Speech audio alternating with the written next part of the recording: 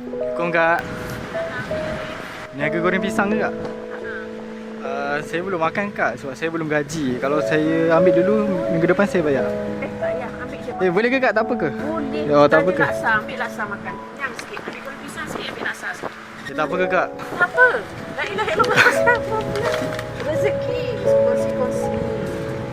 Ambil laksa. Laksa kenyang sikit makan. Ya kak boleh ke? Boleh. La ilaha illallah. Yalah, segalah saya pun tak kenal kak. Tak apa. Kita nak tolong tu tak payah kenal. Sebelum ni pernah ke kak? Ada orang datang tak tolong ke? Ada Cina. Tapi dia tak makan. Nanti saya dia nak apa? Dia nak kumpul leko. Bagilah kumpul leko. Kak selalulah tolong orang apa semua. Tolonglah setakat yang boleh. Kak berniaga seorang je kak? Kadang-kadang ada pekerja. Tapi hari ni pekerja dia tak boleh datang. Tengok ni lah sebab kat sini pun tak berapa ramai kan. Jadi kalau kata berdua pun kesian juga. Tak boleh nak bayar dia banyak. Ini mengenyangkan. Buka daripada pukul berapa kak?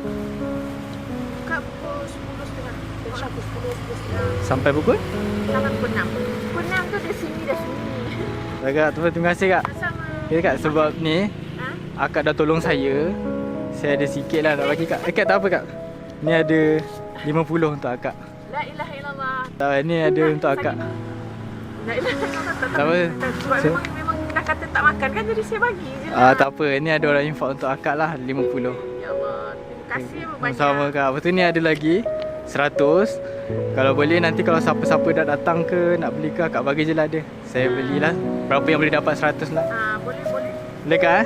Semoga betul-betul. Semoga murah rezeki akak Sama juga Okay. awak pun murah rezeki banyak Okay. sebab awak boleh membantu banyak orang. InsyaAllah. Okay kak, terima kasih kak. Okay. Okay.